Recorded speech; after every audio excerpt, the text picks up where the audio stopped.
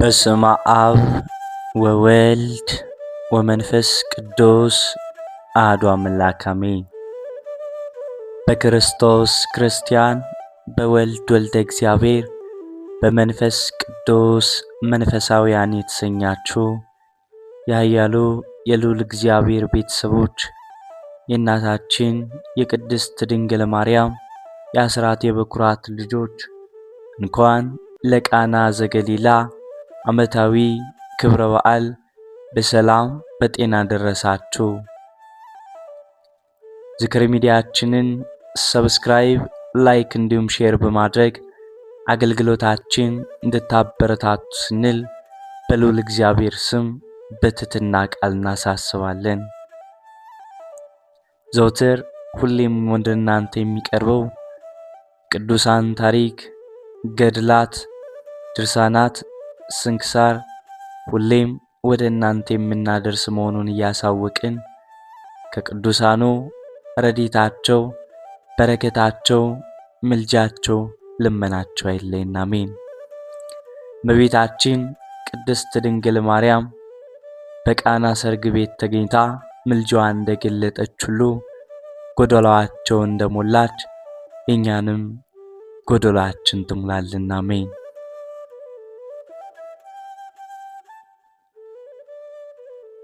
የቃና ዘገሊላ ሰርግ ቤትን ታሪክ እንደዚህ በማለት እንተርካለን። የቃና ዘገሊላ ሰርግ ቤት ታሪክ በቅዱስ ዮሐንስ ወንጌል ብቻ ከተጻፉ ተአምራትም አንዱ ነው። ቅዱስ ዮሐንስ ወንጌላዊ በቃና ዘገሊላ ሰርግ ቤት ከነበሩት ደቀ መዛሙርት አንዱ በመሆኑ በዚያ ለተደረገው ተአምር የዓይን ምስክር ነው። ከአራቱ ወንጌላውያንም ውስጥ በዚህ ሰርግ ቤት ተገኝቶ የነበረው እርሱ ብቻ ነው። እናም ይህ ሐዋርያ ያዩትን ከመናገር ዝም ማለት ከማይችሉ ሐዋርያት አንዱ በመሆኑና እርሱም ደጋግሞ ያየውን እነግራችኋለን ሲል የነበረ በመሆኑ የቃናውን ሰርግ ቤት ተአምር መዝግቦልናል። የሐዋርያት ሥራ ምዕራፍ 4 ከቁጥር 20 ላይ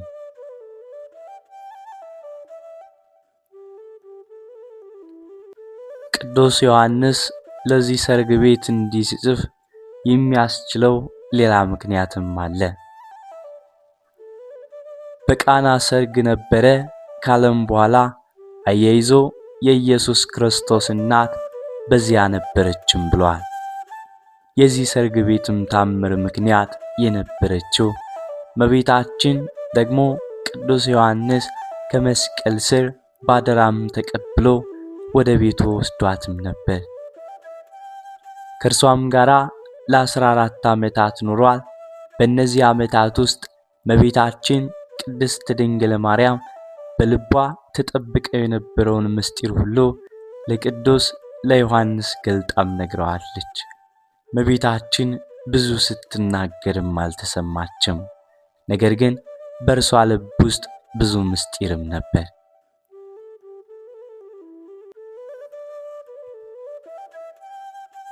ቅዱስ ዮሐንስ ከእርሷ ጋር በመኖሩ ጥልቅ መንፈሳዊ መጻሕፍትን ለመጻፍም ችሏል።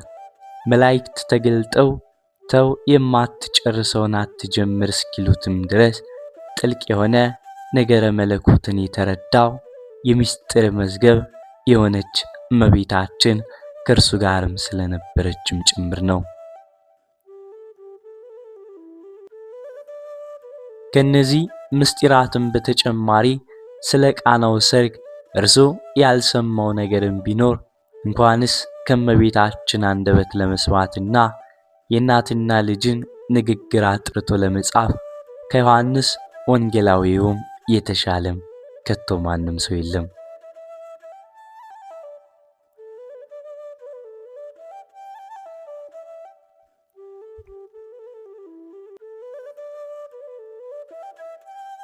ሌላው ነገር የቃናውን ሰርግ በወንጌል ከወንጌልም ጥልቅ ነገረ መለኮት በተጻፈበት በቅዱስ ዮሐንስ ወንጌል እንዲጻፍ ያደረገውስ ምንድነው የሚለው ነው። ወንጌላዊው ዮሐንስ ከታሪኮች ይልቅ ነገረ መለኮት ላይ የሚያተኩር ጸሐፊ ሆኖ እያለ በሌሎች ወንጌላቶች ስላልተጻፈው ስለዚህ የሰርግ ቤት ታምር መጻፉ ለምንድን ነው?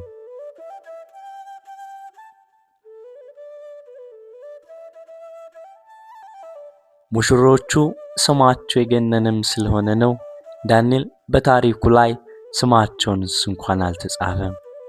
ባለጸጎች ናቸው እንዳንል የጠሩት እንግዳ እንኳን የሚሸኝ የወይን ጠጅ ያላዘጋጁ ድሆችም ነበሩ። ይህም ጋብቻ እንዲህ ትኩረት የሳበው የምድር የሰማይ ፈጣሪ መድኃኔዓለም ክርስቶስ ከቅድስት እናቱና ከደቀ መዛሙርቱ ጋር ስለተገኘበትም ነው።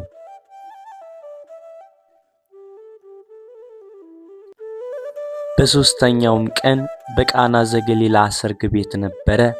የኢየሱስም እናት በዚያም ነበረች። ኢየሱስም ደግሞ ደቀ መዛሙርቱም ወደ ሰርጉ ታደሙ። የወይን ጠጅም ባለቀም ጊዜ የኢየሱስ እናት የወይን ጠጅ እኮ የላቸውም አለችው።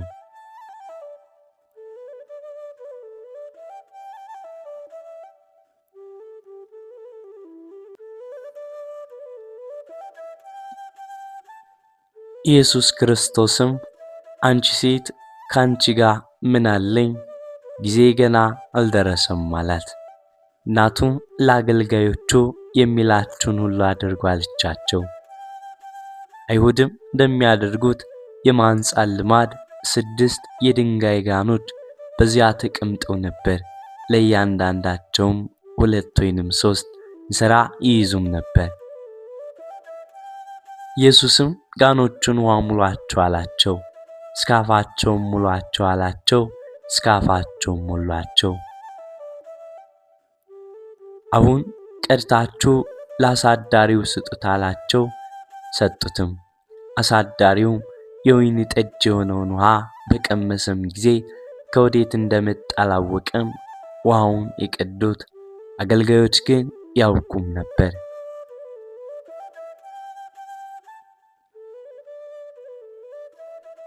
አሳዳሪው ሙሽራውን ጠርቶ ሰው ሁሉ አስቀድሞ መልካሙን የወይን ጠጅ ያቀርባል፣ ከሰከረም በኋላ መናኛውን አንተስ መልካሙን የወይን ጠጅ እስካሁን አቆይተሃል አለው።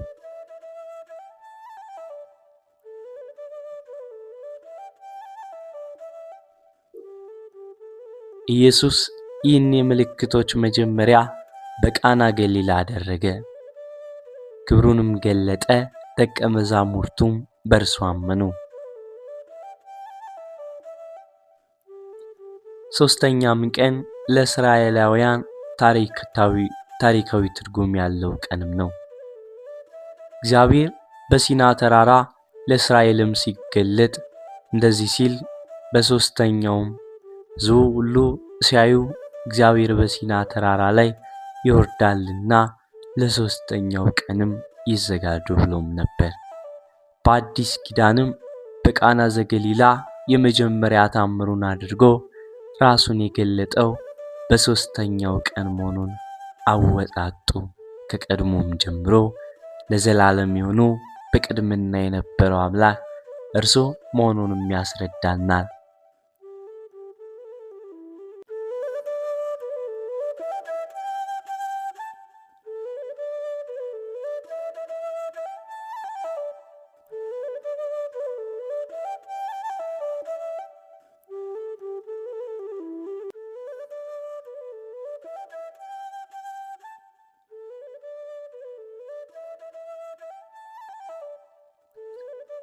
በመጽሐፈ ኢያሱም እንዲሁ ሦስተኛ ቀን ታሪካዊ ክስተት ተፈጽሞበታል። ራሳቸውን ሰውረው ወደ እስራኤላውያን የተጠጉት አሕዛብ የገባዖን ሰዎች ማንነታቸው ታውቆ ከእስራኤል ጋር ተቀላቅለው መኖር የጀመሩበት በሦስተኛው ቀንም ነበር።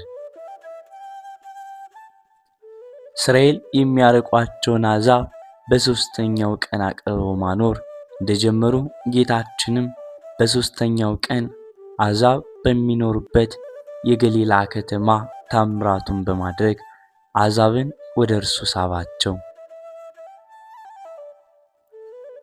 ቅዱስ ዮሐንስ በሦስተኛውም ቀን በማለት የጻፈውን ዕለት የተለያዩ ሊቃውንት በሦስት አይነት አተረጓጎም ይቆጥሩታል። አንደኛው ጌታችን ፊልጶስን አግኝቶ ተከተለኝ ካለበትና ፊልጶስም ጓደኛው ናትናኤልን ከጠራበት ዕለት ሦስተኛ ቀን በኋላ ታምሩን አደረገ የሚል ቃል ነው። ሁለተኛው አቆጣጠርም ደግሞ በነገው ደግሞ ዮሐንስ ከደቀ መዛሙርቱ ሁለት ቆሞ ነበር ያለው እሁድ በነገው ኢየሱስ ወደ ገሊላ ሊወጣ ወደደ፣ ፊልጶስም አገኘና ተከተለኝ ያለውን ሰኞ ብሎ በመተርጎም ማክሰኞ ታምራቱን በቃና ዘገሊላ አደረገ የሚል ነው። ሶስተኛው ትርጉምም እና የኛ ቤተክርስቲያን የበለጠ የምታስተምረው አገባብ ደግሞ ጌታችን በዮሐንስ እጅ ከተጠመቀ በኋላ ሳይውል ሳያድር ወደ ገዳመ ቆሮንጦስ ሄዶ የጾመውን 40 ቀንና 40 ሌሊት እንደ አንድ ቀን በመቁጠር ከዚያ መልስ ታምራቱን አደረገ የሚል ነው። 40 ቀንና 40 ሌሊት አንድ ቀን እንዴት ይቆጠራል በሚባል ይህ መጽሐፍ ቅዱስ ልማድም ስለሆነ ነው። ለምሳሌ ቅዱስ ማቴዎስ ጌታችን ከግብጽ ስደት መልስ ወደ ናዝሬት መጥቶም ኖረ ብሎ ከጻፈም በኋላ ቀጥሎ በዚያም ወራት መጥምቁ ዮሐንስ መንግሥተ ሰማያት ቀርባለችና ንስሐ ግቡ ብሎ በይሁዳ ምድረ በዳ እየሰበከ መጣ ብሎም ጽፏል። በሁለቱ አረፍተ ነገሮችን መካከል የ25 ዓመት ልዩነትም አለ። ብዙውን እንደ አንድ መቁጠር የመጻሕፍት ልማዳቸውም ስለሆነ ነገር ግን በዚያ ወራት ብሎም ጻፈ። ይህ የትርጓሜ አገባብ የበለጠ ትርጉም የሚሰጥ ነው። ከማንኛውም መንፈሳዊ አገልግሎትና ታምራት በፊት መጾምና መጸለይ እንደሚቀድም ያስተማረንም ከቃናው ታምር በፊት በገዳመ ቆሮንጦስ በመቆየቱም ጭምር ነው። እመቤታችን አስቀድማም ነበር ሲል ደግሞ እመቤታችን ጌታችን ኢየሱስ ክርስቶስን በሥጋዊ እድገቱ እንደምትቀድመው ነው። እንኳን የእርሱ እናት ትቅርና ዮሐንስ መጥምቆ በ6 ወር ይቀድመውም ነበር። እንግዲህ እናትን ሳያውቁ ልጅን ቢጠይቁም ያስቸግራልና።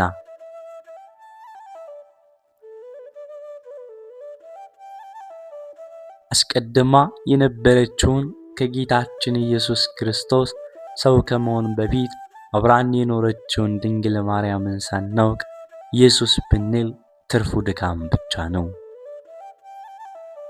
ዛሬም ቢሆን ኢየሱስ ከማለት በፊት አስቀድመን እርሷን አማላጅ እንበላት። ነገረ ድነትን ስናስብ በሌናችን አስቀድመን እርሷን መሳል አለብን። ነገረ ማርያም ምስጢረ ሥጋዌ መቅደም ወይንም መጀመሪያ ነገረ ድነት መሰረት ነውና።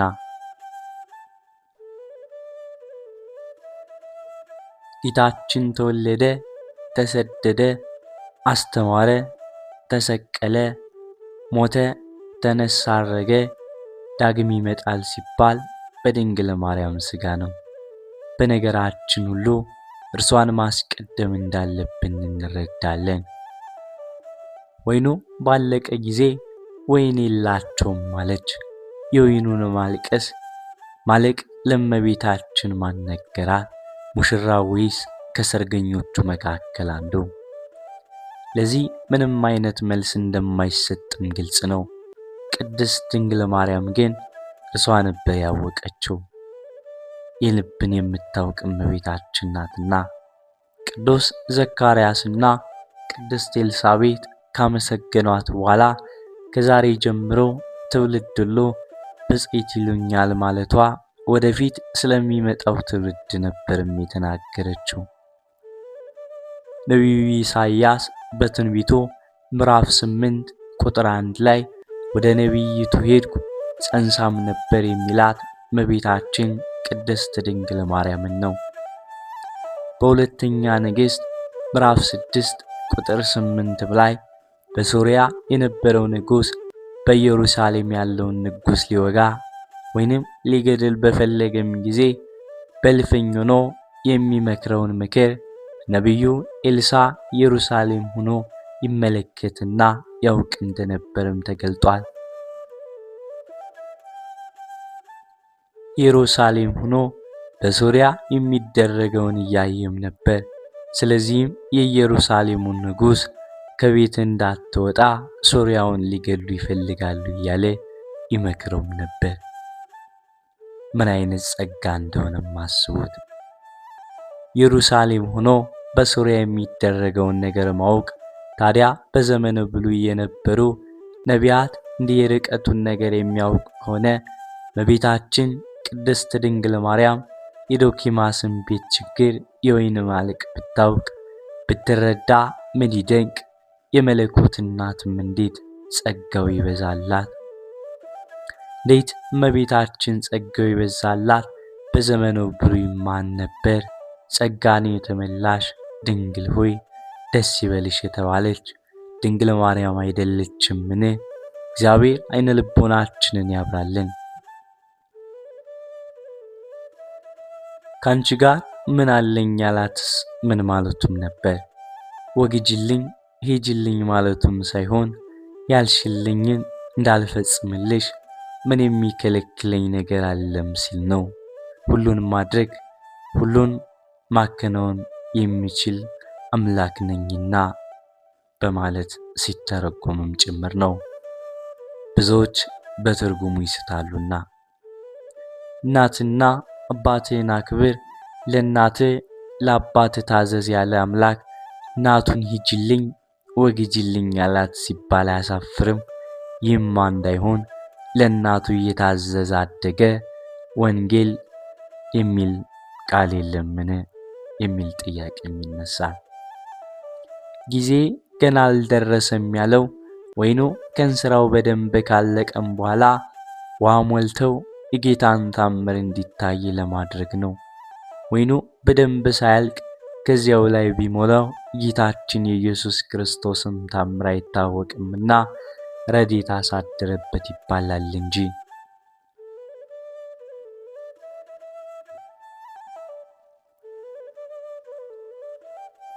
ጌታችን መድኃኒታችን ኢየሱስ ክርስቶስ ወይኑ ሁሉ ካለቀ በኋላ ግን ውሃው ተሞልቶ ወይን ሲሆን ታምሩም ይታወቃል፣ ይገለጣል። ጌታችን መድኃኒታችን ኢየሱስ ክርስቶስ የመጀመሪያውን ታምር በቃና ገሊላ አደረገ የሚባለውም ለዚህ ነው። ሌላም ሰፊ ምስጢር ቢኖርም ለዚህ እትም ግን ይህንን እንናገራለን። የሰርገኛው ቤት ብቻም አይደለም፣ ሁላችንም ወይን የለንም። የሕይወትን ስራችን ጎደሎ ነው፣ ማዲጋው ባዶ ነው። ይህንን ስራ ወይንም ጋን የሚሞላው በእመቤታችን በወላዲተ አምላክ እመብርሃን አማካኝነትም ነው። እርሷ ከሌለችበት በፍጹም ሊሞላ አይችልም። በመሆኑም ለሁሉም ሰው በማስገንዘብ የምንወደው በቅድሚያ ጸጋ የበዛበት እመቤት መያዝ እንዳለብን፣ ለምን እግዚአብሔር ከእርሷ ጋር ነውና።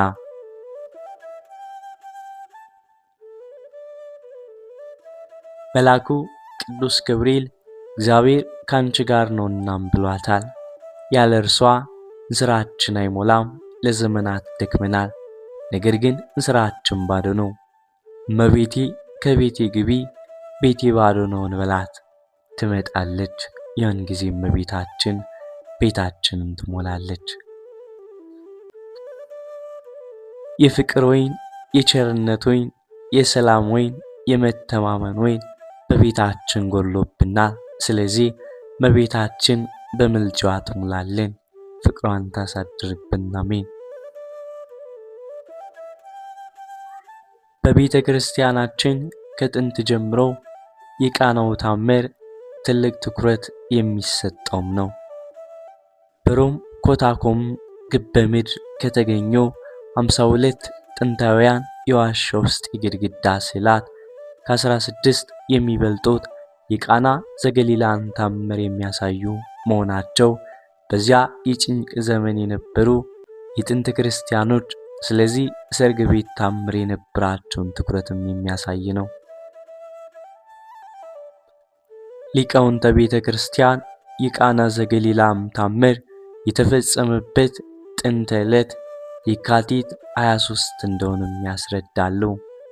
ሆኖ የካቲት 23 ዕለት በጾም ወቅት ስለሚውል በዓሉን በደስታ ለማክበር እንዲሁም የውሃን በዓል ከውሃ በዓል ጋር አንድ ለማድረግ ከጌታችን በዓለ ጥምቀት ማግስት ጥር 12 ቀን ከመልአኩ ከቅዱስ ሚካኤል ጋር እንዲከበር አድርገዋል። የቃና ዘገሊላም በዓል የኢትዮጵያ ቤተ ክርስቲያን ሀብት በሆነው በቅኔ ታሪክ ውስጥም የሚታወስ ዕለት ነው። በዚህም ምክንያት ከቅኔ መንገዶች አንዱ ጉባኤ ቃና ተብላ የመጀመሪያዋም ደረጃ ትጠራለች። ታሪኩም እንዲህ ነው። እንደሚታወቀው የቅኔ ጀማሪ ኢትዮጵያዊው ቅዱስ ያሬድ ነው። ይህንን የቅዱስ ያሬድ ቅኔ መንገድ እግዚአብሔር እንዲገልጥለት በ1980 ዓመተ ምህረት ዮሐንስ ገብላዊ የተባለ ሊቅ ደብረ ታቦር በሚባልም ተራራ ሱባኤም ይገባል። በዚህም ሱባኤ ምስጢሩ ከነቤቱ ተገልጦለት ከቅዱስ ያሬድ አያይዞ ደርሶታል። ይህንን ቅኔውም ለአባ ወልደ ገብርኤል አስተማረ። አባ ወልደ ገብርኤል ለሰምራብ ያስተምራሉ። ሰምራብ ቅኔን ሲያስተምር በወቅቱ በ1907 ዓመተ ምህረት የነበረው ንጉሥ በደ ማርያምም ነበር። ንጉሡ ቅኔውን በሰማም ጊዜ ሰምራብን አንተ ከነአባት ትለፈልፋለህ እንጂ ቅኔን ከየት አገኘው ይለዋል።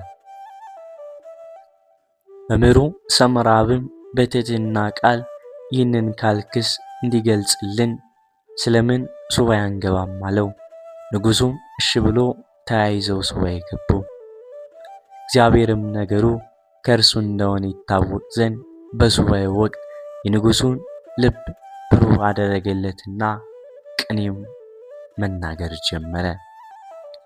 ሸክላ ሰውነታችን ከተሰበረም በኋላ ሸክላ ሰሪው ክርስቶስ በአዲሲቱ ጥምቀት ውሃ ጽናው ሰራው።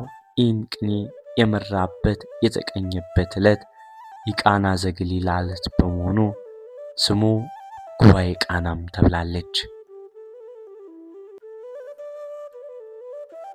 በቤተ ክርስቲያናችን ጌታችን ካደረጋቸው እጅግ ብዙ ታምራት መካከል በዓል አድርጋ የምታከብረው የቃና ዘገሊላውን ታምር ነው።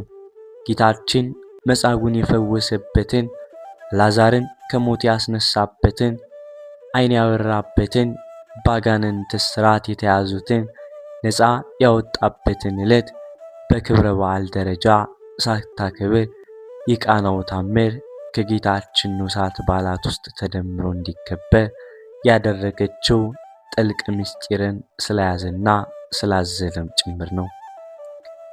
ይህ ሰርግ የሚደረገው ጌታችን ከአእላፍ መላእክቱ ጋር በሚመጣበት ዕለት ምጽአትም ነው። ዕለተ ምጽአት ሙሽራይቱ ቅድስት ቤተ ክርስቲያን በቅዱስ ምግባር አጊጣ የምትታይበት፣ የጽድቅ ዘይትም ይዘው መገኘት ያልቻሉ ልባሞች ከቤተ ክርስቲያን ጋር ሰርጉን የሚታደሙበት፣ እንደ ቃናው ደስታ በሰማያዊቱም ኢየሩሳሌም በደስታ ወደ ተሰበሰቡት ወደ አእላፋት መላእክት በሰማያዊትም ወደ ተጻፉ ወደ በኩራት ማኅበር የሁሉ ዳኛ ወደሚሆን ወደ እግዚአብሔር ፍጹማን ወደ ሆኑት ወደ ጻድቃን መንፈሳት የምንደርስበት ዕለት ነው። ቅዱስ ኤፍሬም ሶርያዊ የቃና ዘገሊላን ሰርግ ከሰማያዊ ሰርግ ጋር አሰናስሎ ሲያመሰግን እንዲህ ይላል። ወደ ሰርግ ቤት ባሏ ዕለት ደስታን ይዘህላት ስለመጣ ቃና ታመስግን፣ አክብረዋልና ሙሽራው የደፋው ዘውድ አንተን ያከብርልሃልና። የሙሽራው አክሊልም ያንተን ድንቅ ሥራ ያደንቃል። ቤተ ክርስቲያን በሙሽራዋ ምስላታልና። በቃና መስታወትነት ምሳሌዎች ሁሉ ትርጉማቸውን አገኙ። የቃናዎቹ እንግዶች ደግሞ አንተ የመረጥካቸው ወደ ሰማያዊው ራት የጠራቸው ናቸው። ምጽአትህንም በሰርግ ቤቱ ደስታ መሰልከው። ቅድስት ቤተ ክርስቲያን ለሙሽራ ጌጣ ለበጉ ሰርግ ያለ እድፍና ያለ ነውር ውብ ሆና ተዘጋጅታ በምትቀርብበት በዚያ ሰማያዊ ሰርግ ለመገናኘትና ወደ በጉ ሰርግ ራት ገብተን ካጌጡ ቅዱሳን ጋር ለመቀመጥና ለመብላት ያበቃን ያድርገን። አሜን። እመቤታችን ቅድስት ድንግል ማርያም የቃና ዘገሊላን ቤት ጉድ ገመና እንደሸፈነች ሁሉ የእኛን የልጆቿን ገመናችን ትሸፍንልን፣ የጎደለው ሕይወታችንን ትሙላልን፣ ቤታችን በበረከት ትጎብኝልን። ከልዑል እግዚአብሔር ረድኤቷን በረከቷን እንድናገኝ የልዑል እግዚአብሔር መልካም ፈቃድ ይሁንልን። አሜን። የእመቤታችን የቅድስት ድንግል ማርያም ልመናዋ፣ ክብሯ፣ ጸሎቷ፣ ምልጃዋ አይለየን። አሜን። ከበዓሉ ረድኤቱን በረከቱን ያሳትፈን። ወስብሐት ለእግዚአብሔር ወለወላዲቱ ድንግል ወለመስቀሉ ክቡር። በዚሁ ቆየን። አሜን። በስመ አብ